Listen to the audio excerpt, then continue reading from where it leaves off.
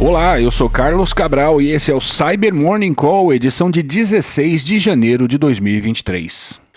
A Circle CI divulgou na última sexta mais detalhes sobre o incidente ocorrido na empresa que veio a público na primeira semana do ano e que tratamos aqui no Cyber Morning Call do dia 5. Segundo o último boletim da empresa, um dos seus desenvolvedores teve a máquina infectada por um malware que roubou uma seção do Single Sign-On válida já autorizada pelo segundo fator de autenticação. O acesso inicial do adversário ocorreu no dia 16 de dezembro e a ameaça permitiu o roubo de cookies de sessão desse funcionário, tornando possível ao atacante acessar tudo que a vítima tinha acesso. E era muita coisa, pois esse desenvolvedor podia acessar sistemas em produção e isso permitiu que o atacante extraísse dados sensíveis, como variáveis de ambiente, tokens e chaves dos clientes da Circle CI. Da descoberta do incidente para cá, a Circle CI implementou uma série de medidas de segurança na plataforma e publicou os IOCs do atacante e um script para que os clientes possam checar se há sistemas em seu ambiente que ainda precisam trocar seus segredos. Link para mais detalhes aqui na descrição. E o pesquisador Danny Odler recentemente publicou os detalhes sobre duas vulnerabilidades que encontrou no kernel do Windows. A primeira delas, catalogada como CVE 2023-21536, é uma falha de race condition que causa uma situação de use after free no mecanismo do Windows responsável pela coleta de eventos de log. Race condition é uma situação em que duas ou mais threads na memória podem acessar dados e mudá-los ao mesmo tempo, o que pode gerar erros. Imagine duas pessoas tentando ao mesmo tempo mudar o conteúdo de uma gaveta de talheres, por exemplo. A situação pode gerar um erro e alguém pode se machucar no processo. No caso dessa vulnerabilidade, com o estímulo correto, a situação de race condition cria uma pequena brecha de oportunidade para a execução de um ataque de use after free, que por sua vez torna possível ao atacante tomar o controle do espaço de memória após o processo-alvo liberá-lo.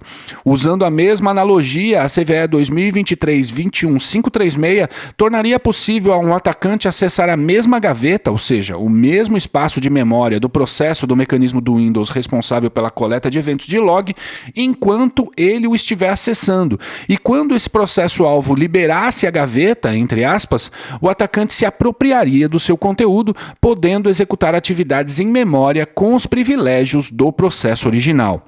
Já a segunda vulnerabilidade, a CVE 2023-21537, é do tipo Double Fat Race, que é um tipo de race condition em que o atacante força o programa-alvo, nesse caso um driver que controla a fila de requisições no Windows, a buscar o mesmo local de memória duas vezes de forma sucessiva e bem rápido, e na sequência manipular os resultados das buscas de modo a confundir o processo-alvo, o levando a usar dados incorretos.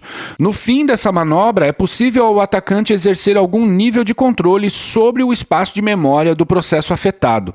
As duas vulnerabilidades foram reportadas seguindo o processo de divulgação responsável da Microsoft e foram corrigidas no Patch Tuesday de janeiro.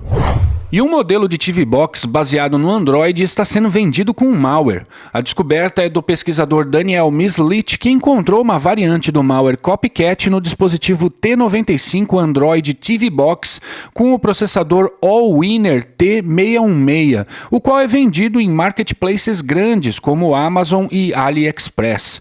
O malware é preparado para monitorar o tráfego e possui mecanismos para instalar outras ameaças no aparelho. Para remover a ameaça é necessário fazer um reset de fábrica, se conectar via cabo ao aparelho e executar um script feito pelo pesquisador. Link aqui na descrição. E repercutiu no final de semana a informação de que a vulnerabilidade CVE 2022-46169 no CACT vem sendo explorada em diversos ataques nos últimos dias. O CACT é um software de código aberto usado para monitorar a disponibilidade de dispositivos e sistemas, e a vulnerabilidade em questão permite a injeção de comandos no produto. Embora a falha tenha sido corrigida no dia 5 de dezembro, segundo a apuração da Blipping Computer, ainda há 1.637 servidores com versões vulneráveis vulneráveis do CACT expostos à internet, e esses servidores têm sido atacados sobretudo por botnets baseadas na Mirai.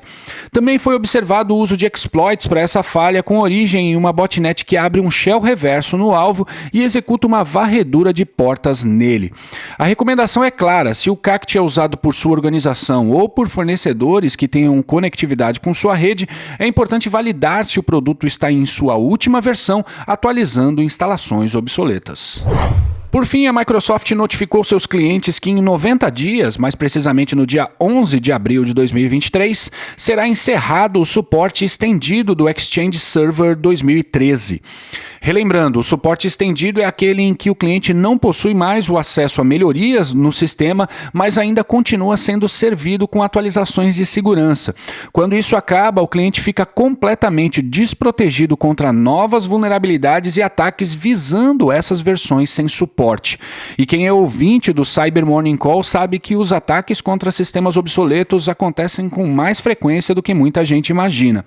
A Microsoft recomenda que as organizações migrem seus Exchange Servers 2013 para o Exchange Online ou para o Exchange Server 2019.